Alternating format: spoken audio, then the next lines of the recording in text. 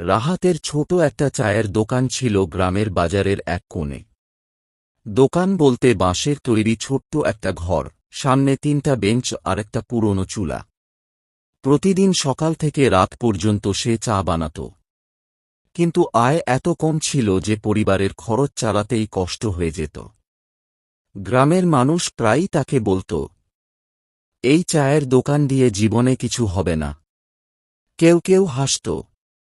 কিন্তু রাহাতের একটা স্বপ্ন ছিল, সে একদিন বড় ব্যবসায়ী হবে। একদিন রাতে দোকান বন্ধ করার সময় সে খেয়াল করল, অনেক মানুষ শুধু চা না, ভালো নাস্তারও খোঁজ করে। তখন তার মাথায় একটা আইডিয়া আসে। পরদিন সে নিজের সামান্য সঞ্চয় দিয়ে কয়েকটা সিঙ্গারা আর বান কিনে আনল। প্রথম দিন খুব বেশি বিক্রি হয়নি, বরং কিছু নাস্তা নষ্ট হয়ে গেল। লোকজন আবার হাসাহাসি শুরু করল।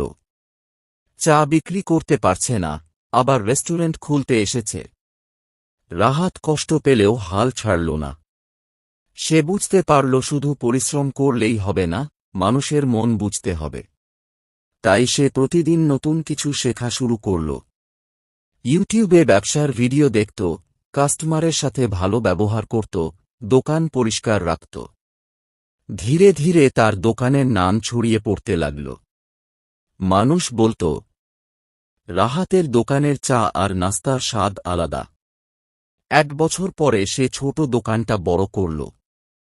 তারপর আরও কয়েক বছর কঠোর পরিশ্রমের পর বাজারে একটা সুন্দর রেস্টুরেন্ট খুলল।